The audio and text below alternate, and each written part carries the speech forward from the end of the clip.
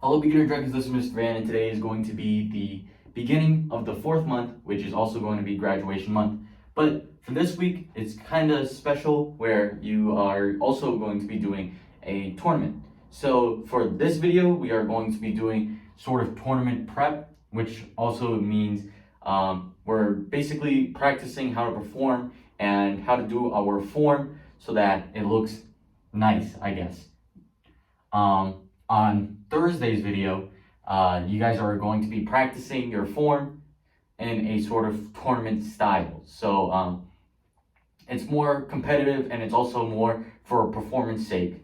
So this week we're going to be only doing our form, but we're gonna add some competitive twist to it. And for my videos, for the beginner dragons, we are also going to be doing some sort of tournament style like stuff because I enjoy karate tournaments.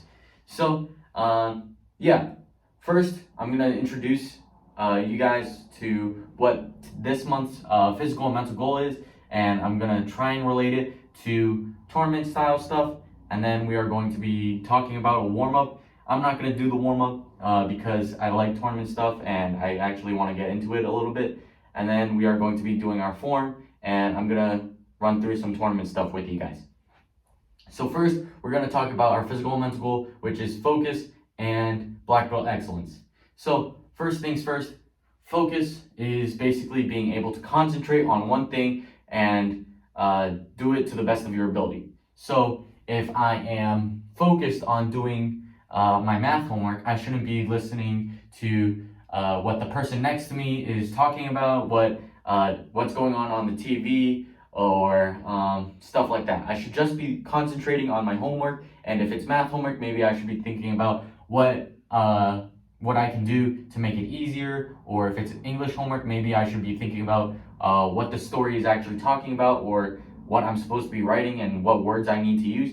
In a karate context, you could be thinking about what I'm doing with my body to make it more powerful. So let's talk about a punch. So if I'm doing a punch, maybe I'm focusing on my hip rotation so that I get more rotation, which gives me more power. Maybe I'm thinking about my anchoring, where I push off the ground so that I get more power from that just by pushing off the ground, giving me more force to punch my target. Maybe I'm thinking about lowering my front knee so that I have a little more force from gravity so that when I punch, it's gonna hurt more. Also, you could think about this in the tournament aspect as well. So if I'm focused in the tournament, I'm not thinking about what the person before me did. I'm not thinking about what the judges think about me. I'm not thinking about the person that's performing next to me. I'm not thinking about that sort of stuff. I'm thinking about what I'm doing, what's the next move, how can I make this look nice, stuff like that. So when I do tournament stuff, I use my weapons and I do my form, and there's a little bit of sparring, but we're not going to do sparring and you guys don't have any weapons to perform with, so we're going to talk about your form. So when I do my form for tournaments, I usually think about my phrasing and concentrate on how I make it look like I'm actually hitting a person. So I use my martial intent, which means my lockout, making sure that it looks like I'm actually hitting someone, and focusing with my eyes, so concentrating on my target and not just looking around the room thinking about what's next. So that's how you can incorporate focus into your performance of your form. So that's some tournament stuff and a little bit of karate and homework stuff for focus. Now we're going to talk about black belt excellence, and black belt excellence is basically trying your best to do something. So if you guys are a black belt, or even if you aren't a black belt, you can still have that attitude for yourself. So if you guys don't even want your black belt, you can still try your best to do something. So let's say my goal is to get my black belt. So I could practice my karate techniques every single day, maybe for 30 minutes a day. So I could practice doing my front kicks, I can practice doing my side kicks, I can practice doing my back kicks, I can practice doing my roundhouse kicks. I can practice doing my form. I can practice doing my I don't want trouble. I can even practice stuff that I haven't done in 8 months. That's how far you can go with it, because when you're a black belt, you should know everything that you've learned up to that point. So you should learn everything you should know everything you've done since you've gotten to that point. That is basically what you're practicing for. Same thing with math or English or Spanish, if you guys are taking Spanish at this point. Science, history, any of those subjects, you should be able to know what you've learned from that year or the year before that or the year before that. You should know all of that. So the basic thing that I can think about when I'm thinking about black belt excellence is I can write a sentence, which means I know how to spell words, which means I know my alphabet.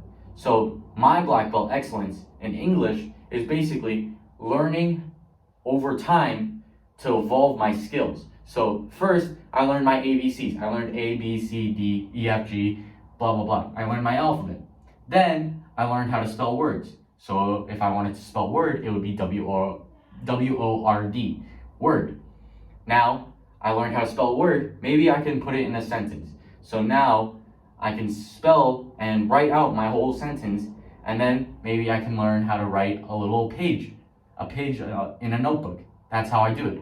And then I learn how to write a full essay and stuff like that. So over time, I'm using the skills that I've learned from past years and I'm growing them. It's the same thing with karate. I learned how to do a punch. Now I learned how to do a punch and a front kick and stuff like that. So now whenever I'm getting attacked, if I get attacked, I can block, do my punch front kick or punch roundhouse kick, punch back fist, whatever I want to do, because that's being able to do your best and learn and evolve over time and use your skills to the best of your ability. So you can also do that with tournament stuff. So like I said, this week is about tournament practice, so I'm going to be talking about tournaments a lot. So one thing that we talked about during tournament practice over a year ago, because we don't do tournament practice anymore because we're not in the building, but when we were in the building and we were talking about tournaments outside of school and on the tournament team, we were talking about how we judge stuff and how we get better. We talked about going up to the judges that we learn from, so the people that are watching us do our form and perform, we ask them what we could have done better, and we add that to our form, to what we need to do. So if our judge is saying that we need to focus more on transitioning stances, then we can work on transitioning stances and doing it all fluidly, but we can't forget about the other stuff. We can't forget where our arms are. We can't forget what our form actually is. We just have to add on top of that, and that's what black belt excellence is. It's basically adding on top of what you already have with new skills and trying our best to make it all coexist, I guess is the word. So now that we've done that, I'm going to talk about a warm-up because in tournaments, most of the time you're sitting down before you perform. So you want to get your warm-up in beforehand so that you guys are loose, you're ready to go, and when you do your tournament stuff, you can give it your whole 100% without being all stiff, without being cold. You are just ready to do your tournament stuff. So one thing that we usually do, well, I usually do before a tournament or a performance or a demo, I usually just hump around, get my legs loose, run in place, stuff like that. You guys can do that for tournaments as well. So if you guys plan on doing any performance or anything of the sort, you guys could jog in place, get your legs warmed up, maybe move your arms around, make sure that they're not all stiff. You guys can move them around, stretch them a little bit, stuff like that. That way your body is ready and you guys can just go into that form and feel all loose and be able to do what you think you need to do. So if you guys have to give 100%, you guys don't want to be all cold and not really thinking about what your form is doing, but more so thinking about how cold you are. That's not what you want to do. You want to be focused on your form, not thinking about, is this really the best I can do, sort of thing. So that's what I would usually do for before a tournament where I know that I'm going to be using my legs. I know I'm going to be using the full range of my body. I usually just have some motions that will keep my body warmed up. So maybe like twisting sort of thing, jumping up and down, jogging a little bit, maybe shuffling, stuff like that. And then I would stretch so that I can make my muscles move as far as they can without getting hurt. So maybe touching your toes, sort of thing, stretching your arms, making sure they're all loose. Arm circles are really nice because then you can use your shoulders without being afraid of popping it out. So stuff like that. Rolling your neck around so that you guys can quickly like change where you're looking and make it look sharp.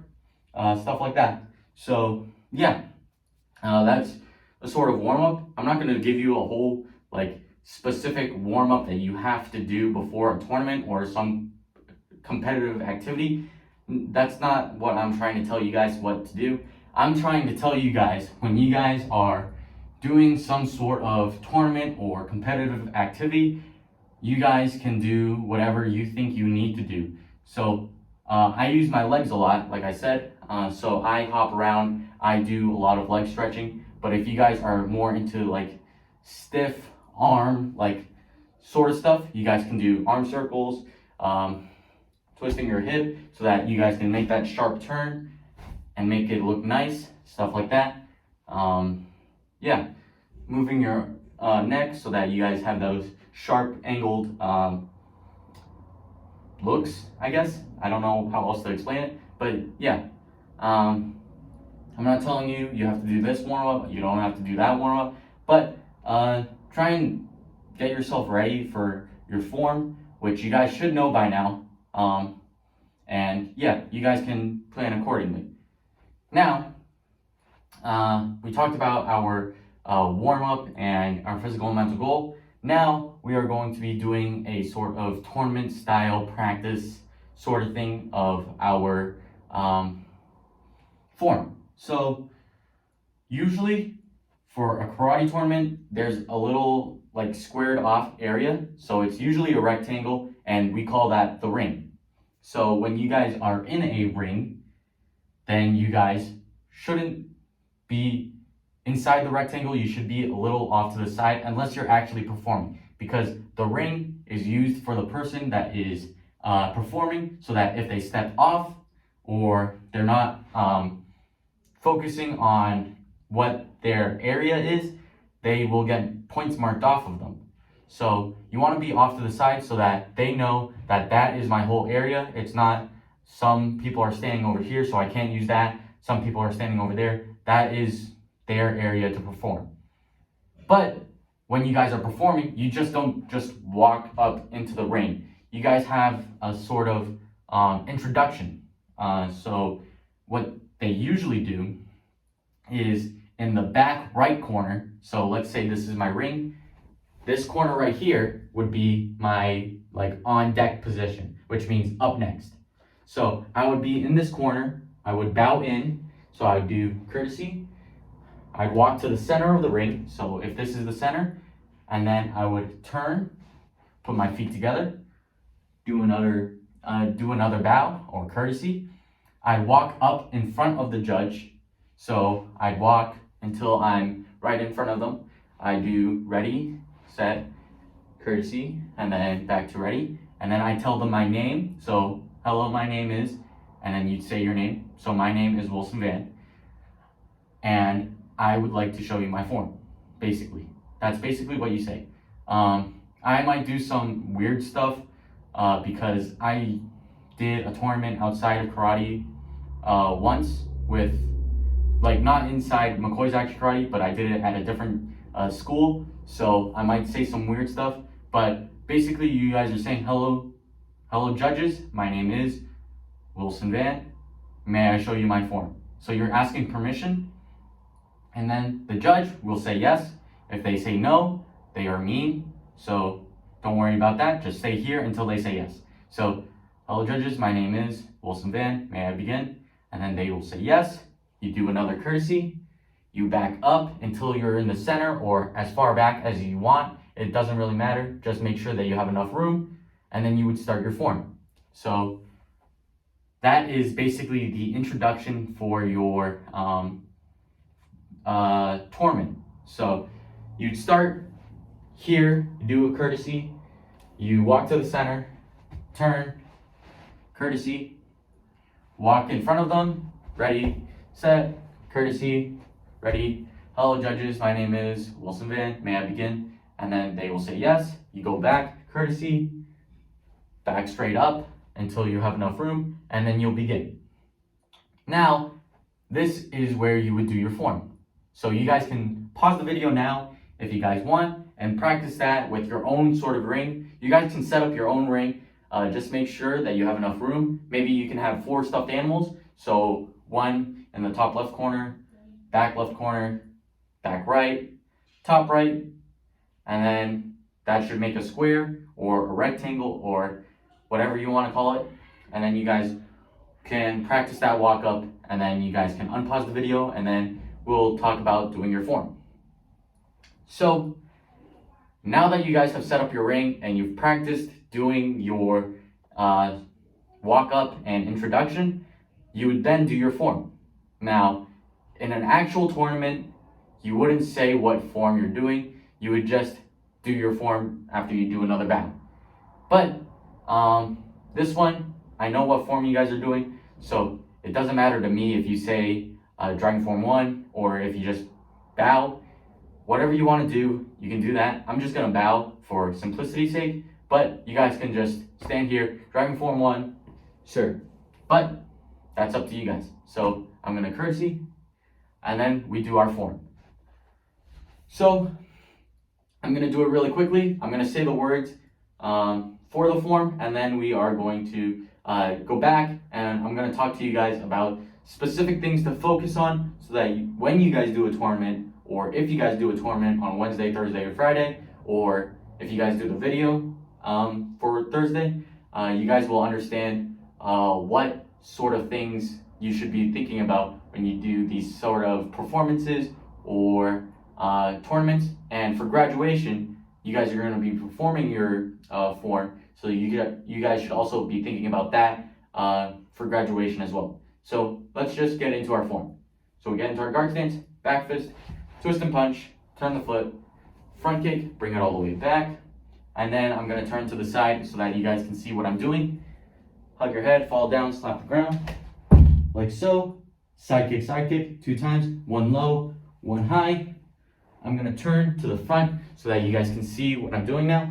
So I'm standing back up here, cat's paw, guard stance, touchdown, twist and punch, front punch, and jump.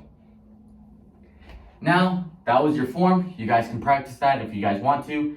Focus on specific things that you want to think about.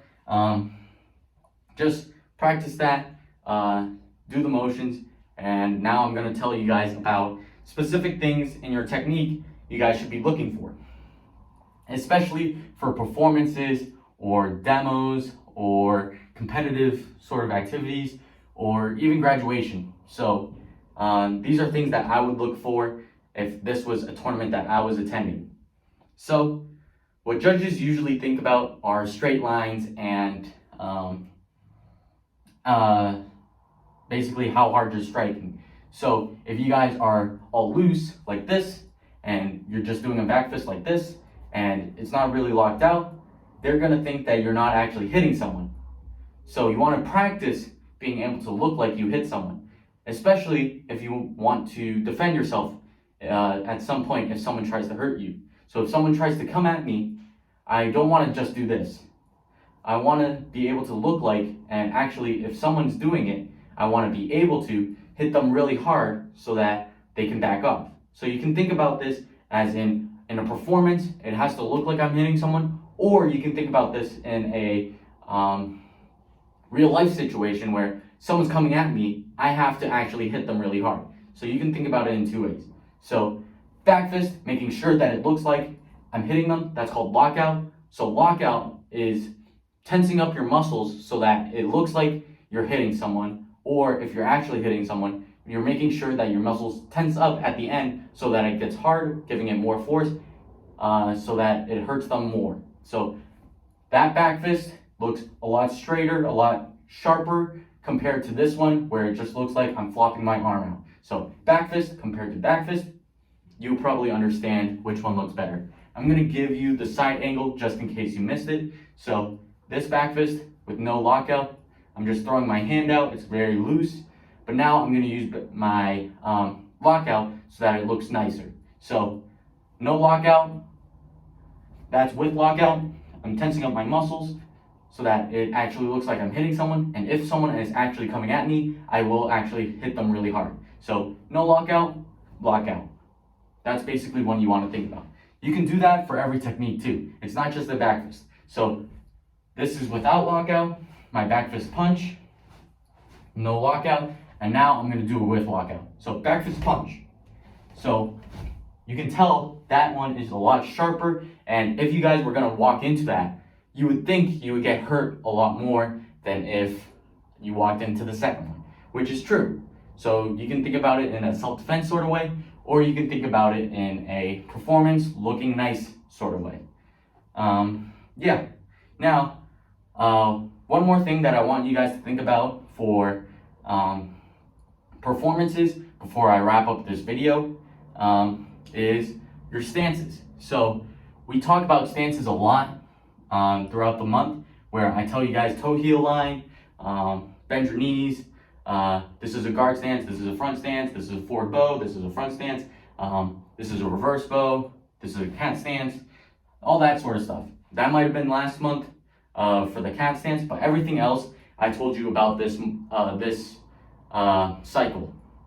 So cat stance might have been last cycle, but everything else in this that I've just shown you, I've talked about in the last probably 2 months.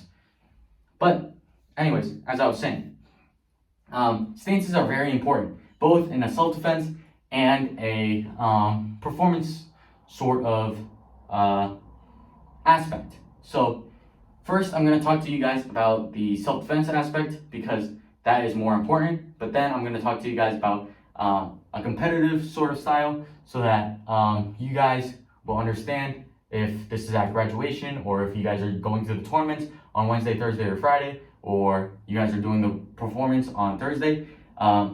You guys can think about this when you guys do that. So first, I'm going to talk to you guys about self-defense sort of aspect of it. So if you guys are getting hurt by someone, if someone's coming at you and you guys are going to need to defend yourself, if I am just standing here and I throw a punch, it's not going to really do much because I'm not getting any power from my lower half of my body. So from here down, I'm not getting any power. But if I do this, I get some rotation, I get some power off of my bottom half, I can get more power, as you can tell.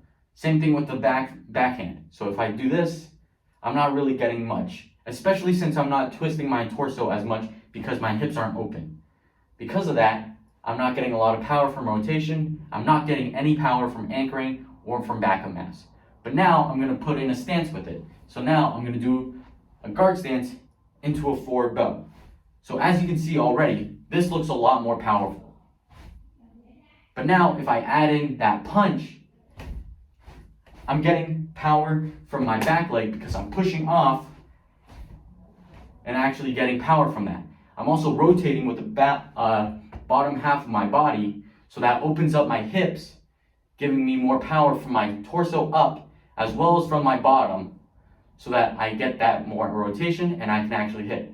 And a specific detail that most people don't think about is when you bend your knee for that forward bow, you guys are also getting a little bit of backup mass because you guys are using gravity to push you down with that punch. So that is a self-defense sort of aspect of it. But now I'm going to talk to you guys about performance because, again, this week we're talking about tournament stuff. So yeah, when you guys are doing tournaments and you guys are just standing here like this, even if you guys are doing all the coolest stuff with your hands. If you guys are doing flips with weapons, with nunchucks and stuff like that, or you guys are doing these awesome karate techniques with your hands, it's not really doing much with your legs, which will get you a lot of points marked off. So you want to be able to correlate your legs with your hands so that it looks a lot nicer and it actually has more lockout. So it's the difference between this chop punch compared to this chop punch.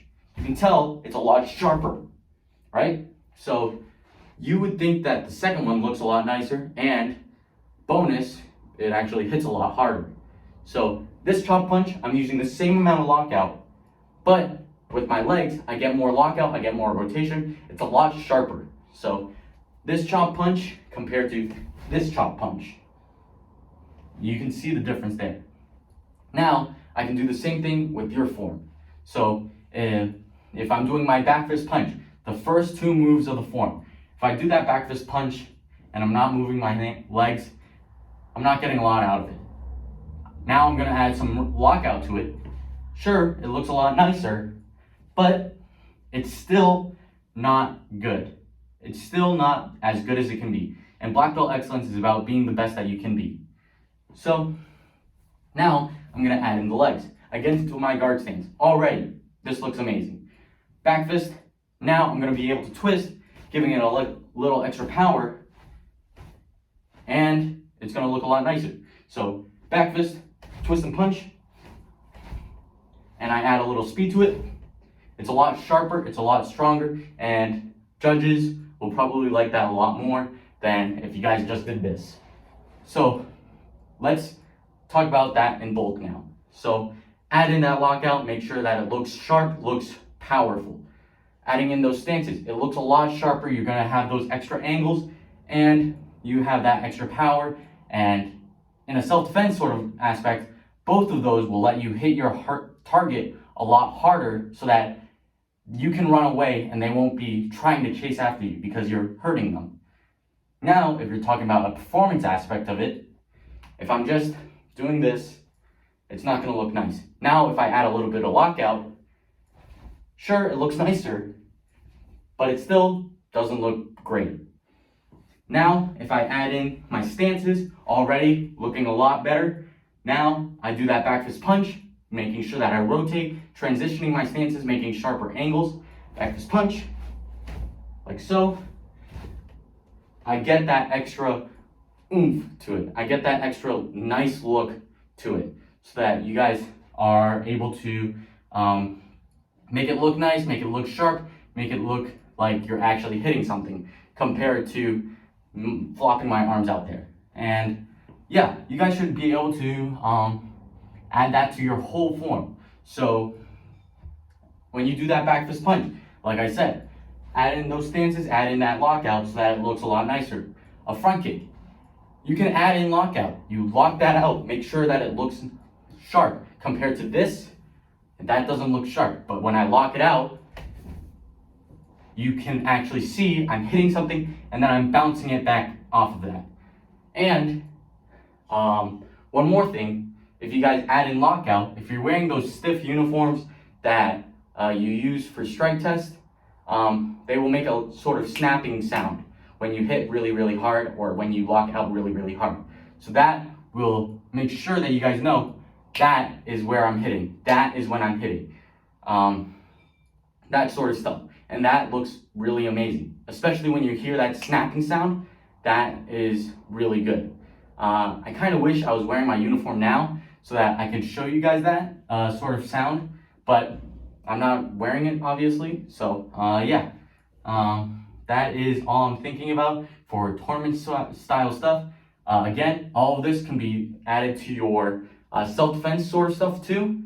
If you guys are trying to get away from someone, you want to have that lockout, you want to have those stances so that if someone's trying to get you, you're going to hit them harder, which makes them a little nervous, a little bit scared, so that they don't want to chase after you and you can run to safety. And I think that is all that I have for you guys today. So I will see you guys next time. Bye.